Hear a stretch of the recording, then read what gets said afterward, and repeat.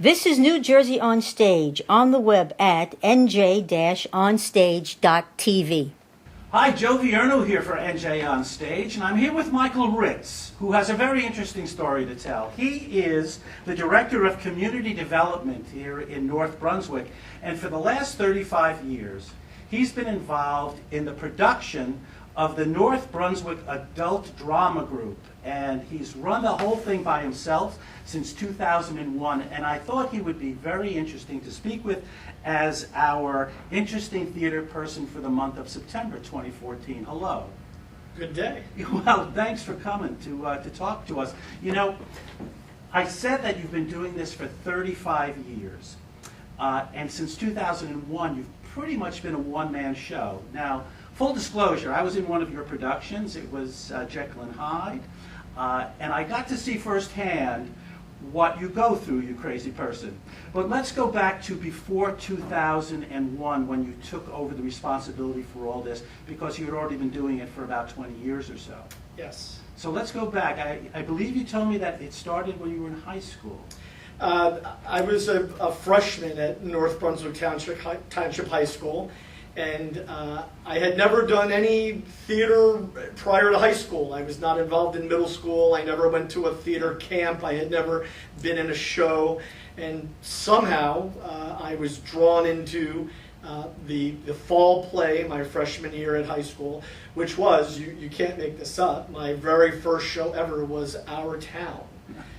You can't get more traditional and basic than Thornton Wilder's Our Town. So I joined the crew, and I did lighting and sound, Which is absolutely essential in our town. Well, in those days, a lot more interesting than today, because when you rented the rights, secured the rights for Our Town in the 1970s, the sound was a 33 RPM LP that had all of the sound effects for the show, the newspaper falling and the roosters crowing, right. and they were all on the record with those individual grooves, but because they were on a record, we literally had a microphone on a stand, and when you were ready to do the 14th sound cue, you had to count 14 rings on the album and lay it's got a name, the stylus, right onto the album and turn on the mic so the rooster could crow, and then take that back off. And the technology is improving. But you've come up the hard way. I have. So you were the sound guy, and you're also the lighting guy. Yes. So you were doing tech for all 4 years in high school? I did. Well, by the time I was a junior and senior, I was the student director of both the fall play and the spring musical. Well, you've climbed up the ladder quite quickly. So I found my way into many won't be surprised, but I found my way into a leadership role or a managing role, and worked with some wonderful people, and the great Dr. Carol Kramer, who was sort of our legendary David Merrick at North Brunswick, who really to this day, the underpinnings of how I direct and how I give notes, and I still use company call today as a means of meeting with the cast, and all of that goes back to Carol Kramer. Who was? She was an English teacher, later the director of English at the high school, who had her own theater background and had done stock in community theater, and she ran, with a whip, she ran the theater program at the high school, and so my very basic education from stage right to stage left, and how to run a rehearsal, and how to direct a play, and how to block, and how to move people upstage and downstage, and really came from her, and it stayed with me and never left. And when did you team up with Michael Winkler? Michael and I have been together probably now more than 25 years as my production manager, and in all the various groups that I ultimately directed, I would draw Michael in to help design the scenery and build the scenery, whether it was the young adult program in the summer or the adult program, and even some community things that we've done together. So there were a few things in between that we didn't do together, but by and large, Wink and I have been together for the better part of more than 25 and years. You've done some directing in some of the community theaters around. I did. I directed a few shows at Playhouse 22. I did a production of merrily we roll along there that I think was pretty notable and successful. And I did a production of And the World Goes Round. I've also done some work at Edison Valley Playhouse. I was drawn back to my roots and actually did some lighting design and lighting and sound work for a production of Crimes of the Heart and things like that. And I still attend all these local theaters. You've got to be out and seeing what everybody's doing. So I'm at Playhouse 22, and I'm at the Stagecrafters, and I'm at Circle Playhouse, and try to get out, particularly over all this time with the people that I know in the community theater world. I get emails and texts from friends. Yeah, you seem to know everyone. So, I got to do you know everyone in pony up my community 10 or 12, well, 10 or 12, my $19 or $20 to try to see as many things in the area that I can So see. during that period of time from graduating from high school, is that when you got involved with the adult group, putting on the shows for the adult group? My first adult show, which was Guys and Dolls, was a year after Our Town. I mean, at that point, I was pretty hooked with lighting and sound and the idea of doing theater. I was a lighting monkey. I was up in the ceiling adjusting lights. We had a floating ceiling that you used to have to climb up into, and I got immediately involved with Bruce Chanley and Jack Sanchez.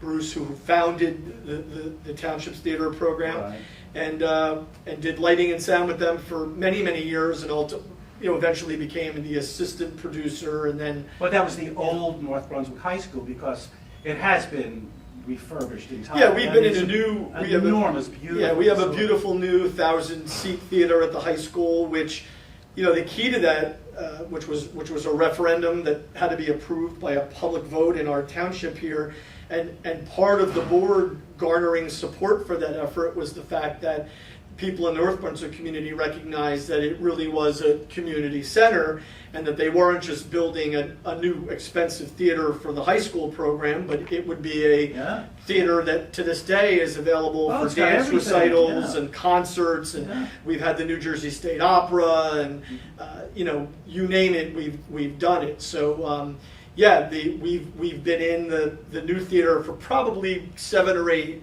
years, which is larger than the previous theater by a couple hundred seats, and a traditional proscenium. I do miss, we had for some 25 years a thrust stage and a tiered seated arena that was pretty unique, and it was. I miss a little bit of that intimacy because we had actors and people right down in the audience. Speaking of intimacy, there was the Commons. They were the 3 years in the Commons. There were. We were regulated to what's known as the Commons. We're very sophisticated here in North Brunswick. Others would call it a cafeteria. But during the construction, because the old theater became a library, we were regulated to what we call the Commons, which essentially was circle in the round. But pretty intimate. And it was, and we did 3 shows, Jekyll and Hyde, starring Joe Vierno. Oh yes, starring. And, you don't want to say that in front of Frank Andrews. And we did a production of Evita. And we did a pretty innovative production of Grease with adults, with an all. Well, the important thing is you kept going. We did. They closed down the regular theater, and then you had to find another home. But you stayed within the high school structure, and you went into the Commons, and you set up chairs, and you brought in lighting and all of that. It's the old theater. Let's put on a show in a barn. It's Judy Garland, Mickey Rooney. Let's talk about what you go through to put on your shows now. I know you haven't announced yet what your play is going to be for 2015. A closely guarded secret. So we can't announce that, folks, but we can talk about your thought process. Right now, you told me right after Labor Day, and this is being shot right after Labor Day, you start thinking about what it's going to be. Okay? So let's talk about that thought process. How do you consider certain shows? How do you eliminate certain shows from consideration? What's going on in your head right now? Well, we have a fairly unique program, I think, compared to most of the theater groups I mentioned earlier that are in the region and the county, in so much as we don't turn anybody away. If you want to come out and be on stage in our show, you're going to be on stage. And so we're only doing Broadway musicals. We don't do plays. And so we're looking for musicals that have a large cast and a large ensemble. It's one of the limiting reasons, for example, that Sound of Music, which we've never done, wouldn't be a great show for us, because other than everybody waving goodnight at the party and the nuns, it doesn't have a large ensemble. So one of the primary considerations is the size of the ensemble. And I have to say, from my experience working with you, that you have a core of people who are coming back year after year, Yes. regardless of the role they're playing, whether they're on stage or off stage, because you've got a pretty good core of off stage people. So the first consideration is I've got to accommodate as many people as I can. Correct. And we've got people in our group literally 17, 18 to 80. And we do have a core group of people who, many people in our group have been with us 10, 12, 15, 18, 20 years. And we have people at this point, which is really interesting, that maybe did 10 or 15 or 18 years of shows and we haven't seen in 10 years, and now they're back. So we have that core. But then, like most theaters, when you announce a particular show, you are going to draw and entice people who want to play leading roles in that production.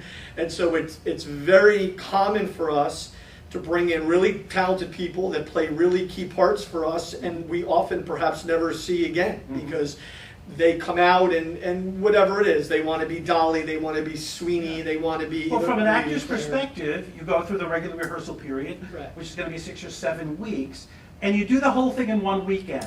We do. It's been a long time criticism in some sense. People don't get it because they look at, they say, you've done all that work and it's Right. 1 week. And there's two arguments. The first is, again, unlike a lot of the community theaters, we could seat hundreds and hundreds of people. So we will see in 1 weekend what many of our colleagues are seeing over 2 or 3 or a month, Yeah, sure. just in sheer capacity. Right. And then it really comes down to cost. You know, the cast is fundraising and selling tickets, and ticket sales represent more than 70% of our budget, 75% of the budget. And a second weekend for us is a second weekend of a paid Sure. orchestra. It's a second weekend of costume rental. I'm a favorite of backdrops, and so it can be a second weekend.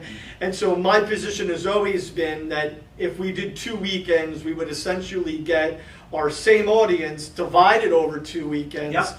but proportionally the revenue wouldn't be there. Theater is expensive these days. Well, what you're talking So- about is that whole aspect of production that you also take the responsibility for. It's all the what everything costs, it's all the financing of it. Absolutely. And you do all that yourself. I mean, I can remember With a that. lot of help. What's it? With a lot of help. Well, yeah, but the good news there is that the people who are helping you are part of the core of people in most cases who've stayed with you for a long period of time. Well, that's the Absolutely. hallmark of any successful theater group, if you're going to hold on to your good people. Yeah, and I think the team that I've been able to assemble over time is really very special. And you look at individuals like Carolyn McCaffrey, who's been my costume manager forever, and I think I don't know how we could do this without her. And and as you've alluded to, I still play a pretty tight role in terms of overseeing what everybody's doing, but you know, we get together informally and everybody gets each other, and so we tend to move and strike quick and move past the details. Now, are you and speaking get it with done. any of those people about the selection that you're going to make for your March show? You know, I always joke that that this is a monarchy, and you know, when it comes to show selection, I really have never, to this day, and I'm smiling because people who know me who are watching this will laugh, but I really don't consult with anyone. I really have always just selected the show and announced it, and then met with the team to say this is what we're doing. Now, we have casual conversations all the time. You know, it would be nice to do this someday. You know, what do you think about doing that? But at the end of the day, I pretty much make the call and then invite everybody into the pool. So you're not going to tell me what your play is, and you're not telling I'm me not. what you're considering. But you might tell me what shows you just will not do. Well, you said Sound of Music. Well, I'll give you an example of two of my personal favorite shows that we would have difficulty doing, for example, based on diversity. Dreamgirls is one of my favorite shows, and it's not often produced. And I love Ragtime. I would have difficulty casting those shows here because I would feel compelled to be true to the diverse nature of the cast. And while we have a diverse cast, I'm not sure we could draw a sufficient number of people. And that may just be a fear on my part, because again, you announce a particular show and you're going to draw people who have said, Jekyll and Hyde was a great example. I mean, we had more people audition for Jekyll that I had never met. There were a line of Jekylls out the door. A guy came in from Brooklyn. People from now, because it's not often produced in community theater. Right. It is a challenging show, and people want to play that part. So I've got to have a comfort level that it can be cast. And so you look at that core group that you alluded to, and at least for the supporting players, you say, can I, in my head, if I anticipate who's coming out, can I basically cast? Sure, I understand what you're saying. You're going to put on a show, you're going to have auditions, and for you to change what show you're doing because you can't cast it that late would be probably much more difficult than any other consideration, I suppose. So you have to have a pretty good sense that you're going to be able to cast the show. So you need a large ensemble show for your people, and you need to be able to be pretty confident that you'll be able to cast it. Yeah. And we have moved away. I mean, I think personally I am known for selecting and drawing in shows that as the program has aged and gone on, we've moved more and more away from the Hello Dollys and the Oklahomas. And, I've introduced the Evitas, and we did the Producers, and this past year we did Young Frankenstein. And so we've veered a little bit into a more of a non-traditional parallel track. And yet I'm mindful of that, and every once in a while I feel that we've got to bring ourselves back to our roots. And so, a few years ago we did the Pajama Game. And you don't get older than sort of the Pajama Game, that late 50s, early 60s. Have you ever duplicated? We have. I mean, our motto essentially is that we don't. We have had a whole series of what we call anniversary shows. In fact, in 5 more years, it'll be our 50th anniversary, and it will be Guys and Dolls, because Guys and Dolls was our first, our 10th, and our 25th show. So in that tradition, I'm committed, if I'm still here, to doing Guys and Dolls as our 50th. MAME is a show that we've done 3 times, and we've done Fiddler on the Roof, I think 3 times. So we have those sort of group classics. Well, I guess the question I was asking is, does it always have to be something you haven't done before, but you are not prone, but on occasion you will duplicate what you've done in the past? Yeah, when we repeat a show, it's usually tied to an anniversary year. Our 30th year, we did Fiddler, a 35th, a 40th. Yeah. So that's when we may revisit something we've done. And that's also part of the challenge. I mean, we're coming up on 45 years, and we're trying not to duplicate. And so it becomes more and more difficult. And again, for the adult group, look, we're never doing Hair.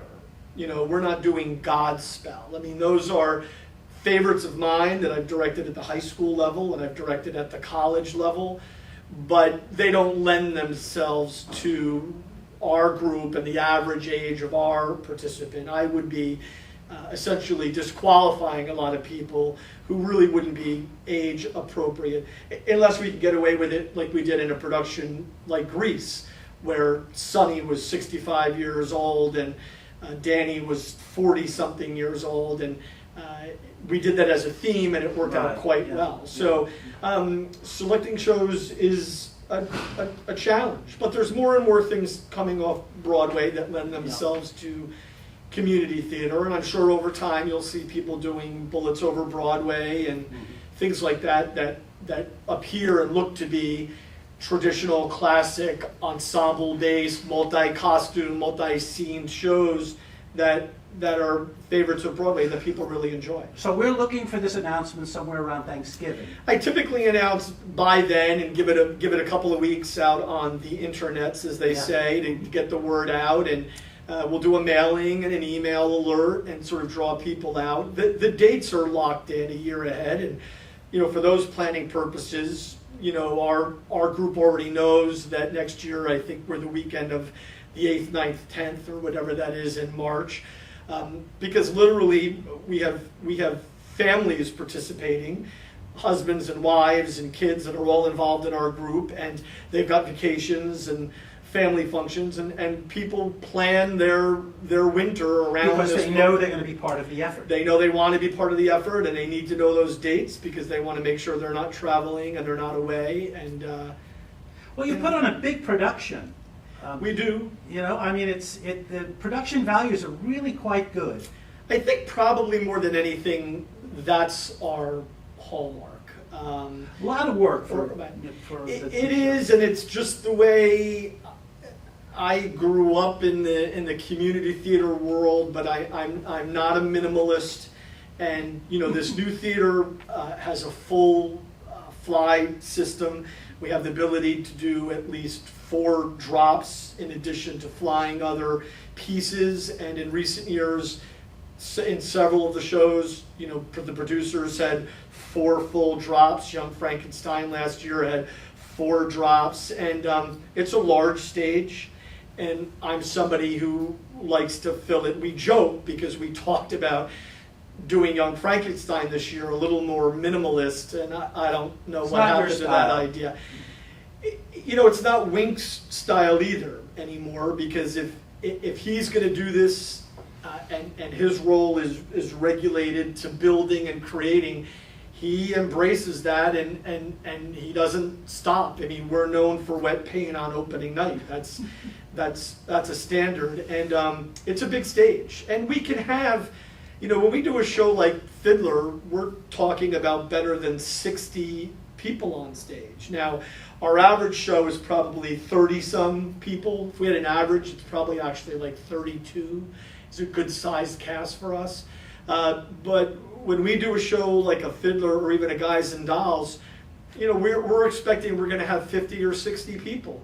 And so they've got to be costumed, they've got to fill a set and be directed in a manner that really fills the house. You mentioned a little while ago about the fundraising that you have to do, because you're responsible for the finances and so forth, and you're going to bring in a certain amount of revenue from ticket sales, yes. But it isn't enough to handle the budget because you do big budget shows. So where does the rest of the revenue come from? You said fundraising. Well, the cast solicits, to this day we use the word boosters. The cast solicits support in the same way that if you went to the State Theater or the George Street Playhouse, in the back of the program, they've got the categories of donors, and Mr. and Mrs. So-and-so have donated $100. Don't you do pancake breakfasts?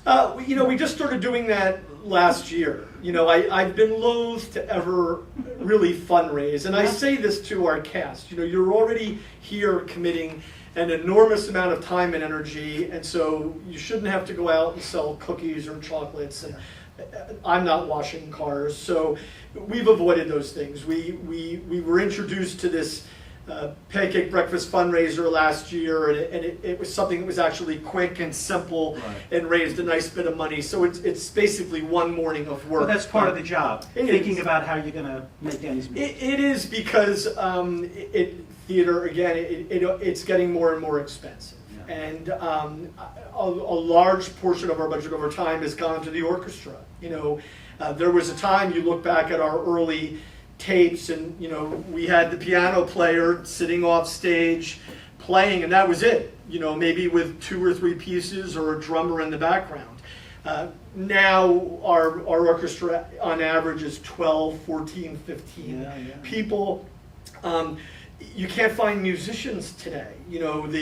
The art of a musician today is being lost to the computer and the video gamer. And so, in the old days, as it were, you could invite people to come out and play the clarinet, and they would donate their time. Today, you've reached you have to a hire certain people. level now with what you're doing. and it's really good quality stuff. Can it get any better, or your challenge is to keep it at that level? I think it could always get better. I mean, Another 5 pieces in the orchestra? How is it? I don't think that's and it isn't. I don't think better's the right word, because I believe strongly that you really can't compare show to show. What you're really talking about is whatever you're doing, you're going to do it once, and you're going to try to put in all the resources and do it right. And so if that chair isn't the right style or period chair, I'm not the guy that's going to sub in a metal or wood chair from backstage and let it go. I'm the guy that's going to head back out to anything but costumes in Flemington, or start calling my colleagues at Playhouse 22 and elsewhere and say, I'm looking for a piece of furniture, and that's just who we are to get it right. So I don't think it's money necessarily, because we've reached, I think we're pretty much where it is. But depending on the show, it's just making sure that you're dedicating all the right resources that you can to do the best job you can for that production. And certain shows call for certain things. I mean, you don't do Sweeney Todd if you're not going to build the pie shop and have the right chair and the right chute to make it believable and make it functional and make it safe. Why do it? And so when going back to your notion of show selection, you've got to make sure and be comfortable that whatever it is, you're going to bring the right resources. And if it's sound effects, if it's backdrops, those are the things you need to make it go. One of the biggest considerations in the producers was whether or not we could get the costumes for Springtime for Hitler. And we were able to secure them, and it was an expense.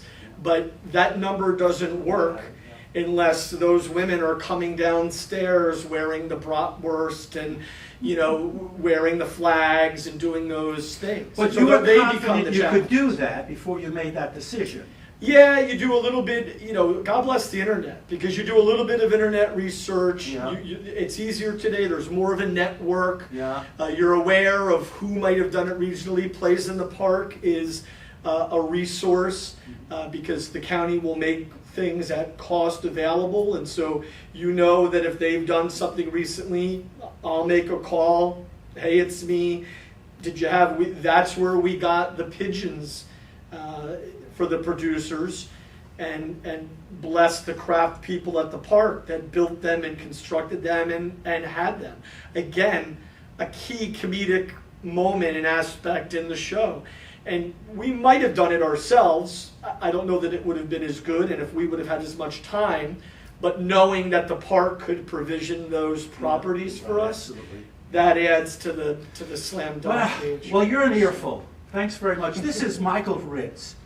He is the Director of Community Development for North Brunswick, and has for the last 12, 13 years been the producer, director, autocrat of the North Brunswick Adult Drama Group here in North Brunswick, where their plays are produced every year at the North Brunswick High School. Our interesting theater person for the month of September. Thanks very much for coming on. Thanks so much. This has been great. Good to see you. Thank you. Good luck with the new season. I'll let you know what it is. Yes. I'm on your mailing list. Thank you, Michael.